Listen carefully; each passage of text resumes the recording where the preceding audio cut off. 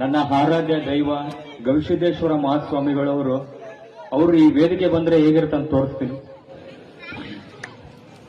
ಒಬ್ಬ 100 feet bore ತೋರಿಸಿದ, ನೀರ ಸಿಗಲಿಲ್ಲ ಭೂಮಿ ಒಳಗೆ. ಒಂದು ಮರದ ತೆಳಗೆ ಹೋಗ್ತಾನೆ, ನಿಟ್ಟುಸುರನ್ನ ಬಿಡ್ತಾನೆ. ಆಗ ಮರ ಹೇಳ್ತಂತ, 100 ಫೀಟ್ ತೋಟಿದ್ರೆ ನಿನಗ ನೀರ ಸಿಗಲಿಲ್ಲ, ನನಗ 3 ಫೀಟ್ ತೋಟಿದ್ರೆ ನಿನಗ ನಟ್ಟಿದ್ರೆ ನಿನಗ ಮಳೆ ತರಿಸ್ತಿದೆ, ನಿನಗ ಉಸಿರು ಕೊಡ್ತೀನಿ ಅಂತ ಗಿಡ ಹೇಳುತ್ತೆ. ಇದು ಮನುಷ್ಯನಿಗೆ ನಿಸರ್ಗ ಕೊಡುವಂತ ದುಡ್ಡು. ಒಬ್ಬ ದಾರಿಲಿ ಹೋಗ್ಬೇಕಾದ್ರ ಒಂದು ಮಾವಿನ ಮರಕ್ಕ ಕೊಲ್ಲೋಗಿತಾನಂತ.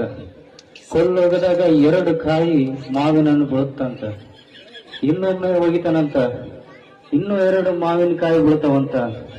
ಇನ್ನೂ ಒಮ್ಮೆ ಹೊಳಿತಾನಂತ.